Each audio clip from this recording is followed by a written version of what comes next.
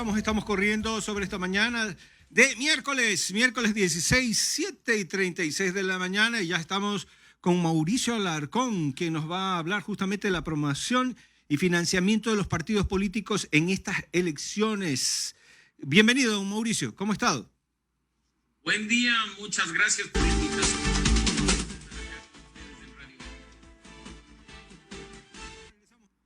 Sí, don Mauricio, discúlpeme, es que tenía un efecto. El audio, gracias. No, simplemente agradecerles por la invitación y saludar a nuestra audiencia. Don Mauricio, ¿qué situación nos espera?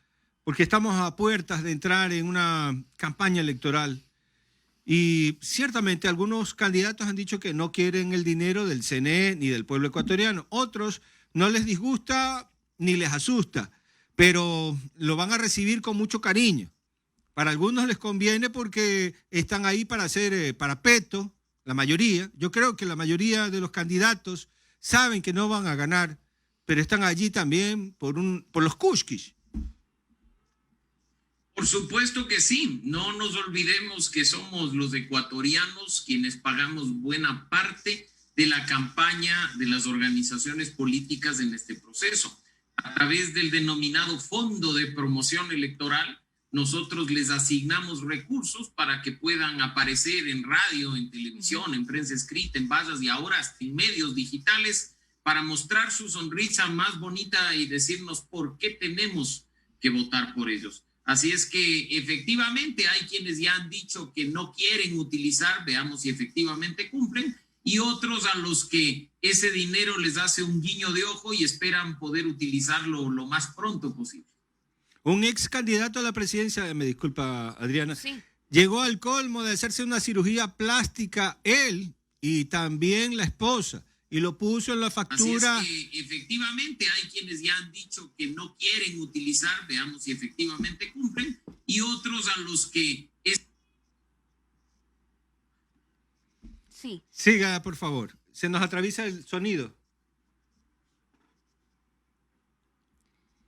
Sí, no, simplemente lo que mencionabas es histórico. Efectivamente, a través, en ese caso, del fondo partidario permanente que se supone las organizaciones deberían utilizar para formar a sus miembros, para capacitar a sus bases, terminó siendo incluso reportado por cierto tipo de cirugías realizadas a quién sabe qué. Pero bueno, en ese sentido, eso también lo pagamos nosotros. El fondo partidario permanente que se asigna de manera anual a las organizaciones políticas más votadas también sale de tu bolsillo y del mío. ¿Cuál es el monto, Mauricio? ¿Cómo funciona todo? Mauricio, buenos días. ¿Cuál es el monto que se les asignó para este año a los candidatos para las elecciones de febrero del 2021? En este momento, con recortes, ojo, está calculado que recibirán más o menos $300,000 cada binomio presidencial, pero no olvidemos que de acuerdo con las últimas reformas al Código de la Democracia, quienes vayan en alianza van a recibir un incentivo. Así es que en este caso, las alianzas tanto de Centro Democrático como de Concertación, así como la de Creo y el Partido Social Cristiano, van a recibir aproximadamente $360,000 para pautar en medios de comunicación. Dinero que además no es, no disgusta, ¿no? Hay gente que dice con eso podemos aparecer mucho en televisión, así saquemos el 0.5% de los votos. Y efectivamente así es, porque esto no se asigna por más o menos votos, se asigna igualitariamente de acuerdo a lo que dice la Constitución. ¿Los asambleístas también? A los asambleístas también, efectivamente. Y para que tú tengas una idea, en el proceso electoral pasado, en las elecciones generales pasadas, las de 2017, se gastó en promoción electoral aproximadamente $25 millones. Así es que estamos hablando de una cantidad considerable que sale de nuestro bolsillo y que muy bien podría ser utilizada en infraestructura, en salud o educación. Por supuesto. Son fondos que pertenecen a los ecuatorianos.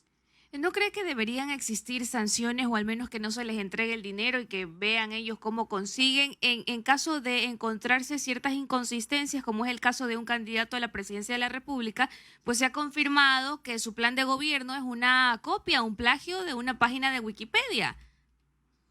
No, y no solo en ese caso las sanciones, por favor.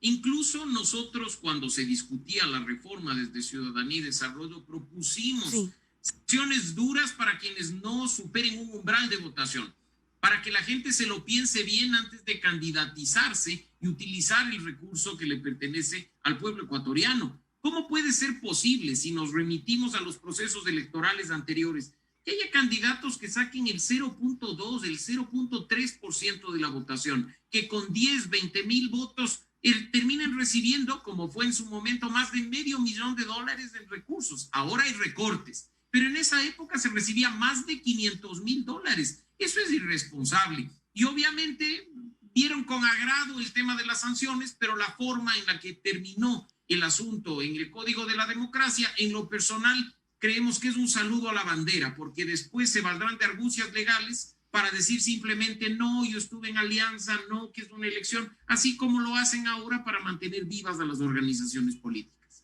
Y ahora también, debido a la coyuntura, el CNE se encuentra en el ojo del huracán y pierde su prestigio, aparte que ya las instituciones de nuestro país estaban bastante golpeadas, pero yo creería que va a disminuir ese porcentaje de confiabilidad entre los ciudadanos del CNE, este organismo electoral que es tan importante, pues por esta pugna que está ocurriendo entre ellos, entre los consejeros, entre el Tribunal Contencioso, ahora meten a la Corte Constitucional, y todo por las candidaturas de un movimiento, hablo de justicia social. Sí, y ahora vemos que es un tema que no se resolverá en las próximas horas o en los próximos días.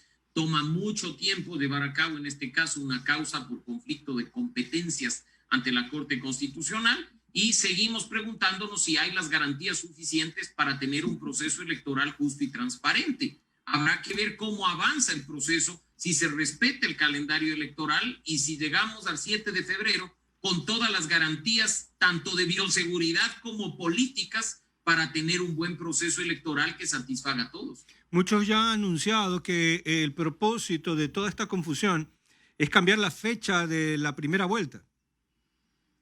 Las fechas son inamovibles, por favor. Es irresponsable siquiera pensar un cambio de fecha. Sabemos que en este país cualquier cosa puede pasar, por desgracia, pero las fechas de este calendario electoral tienen una razón de ser. Recordarán ustedes que ya hubo una primera versión de calendario electoral que tuvo la primera vuelta para el 28 de febrero.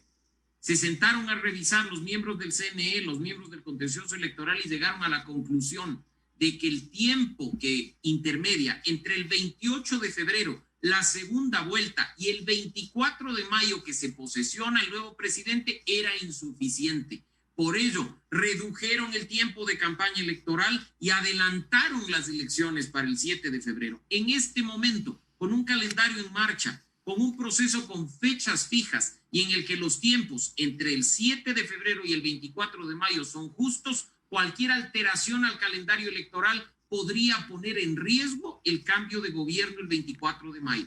Don Mauricio, no aprovechando que tenemos esta experiencia desagradable, peleas internas del CNE, peleas externas del CNE, peleas de los partidos políticos por posicionarse o por meterle la pata al otro para que se caiga, aprovechando todo este tumulto de experiencias, creo que es hora de recapitular sobre las fases de los sistemas democráticos que tenemos en el Ecuador, las fechas, concretar de que un perseguido por la justicia, investigado por 3 casos, no pueda ser candidato a la Asamblea. ¡Qué vergüenza! Eso es una vergüenza. Totalmente de acuerdo, y hagamos un mea culpa, porque la gente en este momento se indigna por los procesados penalmente que terminan siendo candidatos para evadir temporalmente la justicia. Pero la responsabilidad estuvo en nuestras manos. Cuando nosotros votamos en 2008 por la nueva Constitución, ahí avalamos la posibilidad de que solo cuando exista una sentencia penal ejecutoriada en firme, la persona no podía ser candidata. Que mientras el proceso esté en marcha no había problema. Y más del 60% de ecuatorianos que aprobó la Constitución de 2008 aprobó lo que hoy estamos viendo. Antes, la Constitución del 98 impedía que los candidatos accedan a ese espacio si es que estaban siendo procesados penalmente en cualquiera de sus etapas. Así que todo tiene una razón de ser. Yo coincido, indigna, molesta, es necesario empezar a debatir un cambio, no solo en este tema, sino en el cambio del financiamiento de la política, de verdadera democracia al interior de las organizaciones políticas, que no tengamos más organizaciones de garaje, partidos y movimientos de garaje que simplemente se venden o se alquilan al mejor postor. Eso es lo que hay que empezar a discutir, pero desde ya. Y yo coincido con usted, Mauricio. Electoral en 2 años. Sí, yo coincido con usted, lo que ha dicho está en nuestras manos. Los ecuatorianos votamos por eso y ahora también está en nuestras manos cambiar el destino de nuestro país, que está tan golpeado, está sangrando, hay problemas en todas partes. Como ya lo decimos, no es una crisis única, o sea, tenemos crisis económica y de otras aristas. Ahora, Mauricio, yo también le quiero consultar. Ya estamos también en una precampaña. Hay muchos candidatos que se movilizan prácticamente a diario, hacen sus caravanas. ¿Usted cree que se pueda controlar ya cuando inicie la campaña formal, que no se generen pues las aglomeraciones? Yo lo veo bastante difícil. Y ustedes están topando el punto de la bioseguridad. Yo les pongo algo quizá más difícil. La campaña está prohibida en el Código de la Democracia. La campaña está sancionada con multas económicas a los candidatos en el Código de la Democracia. ¿Ustedes creen que alguien que simplemente viola la ley siendo candidato, que simplemente hace precampaña a su antojo, invirtiendo cientos de miles de dólares hasta en publicidad en redes sociales, es un candidato honesto e íntegro? De ninguna manera. Si no están en lo menos, no van a estar en lo más. Si desde que son candidatos ya violan la Constitución y la ley, difícilmente la van a respetar cuando sean autoridades electas. ¿Por qué los candidatos, me voy a referir a los binomios presidenciales, están ya haciendo campaña cuando este está prohibido en el Código de la Democracia?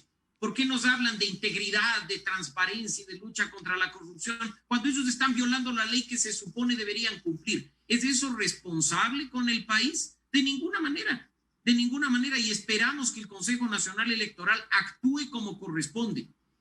Ojalá, don Mauricio, porque las campañas ya se encendieron en las calles. Hace tiempo están ya haciendo campañas en las calles y el CNE, como dicen en mi barrio, no se hace ver, no se hace notar, no se hace sentir, porque tienen otros problemas en miras. Me imagino que si entra o no entra Álvaro, si es que le dan o no le dan la bendición al binomio también de Arauz, que ya tiene otra demanda más. Otro recurso, así es. Es decir, estamos corriendo en otros niveles, pero en la realidad hay ilegalidades. Pero yo sí quisiera hacer una reflexión y voy a seguir insistiendo esto hasta que me permita el Eterno estar aquí. Y es que deberíamos tener un voto voluntario. Debe ser voluntario la votación y ahí es donde pueden cuadrar realmente los partidos políticos que están trabajando antes de las elecciones y no solamente para las elecciones.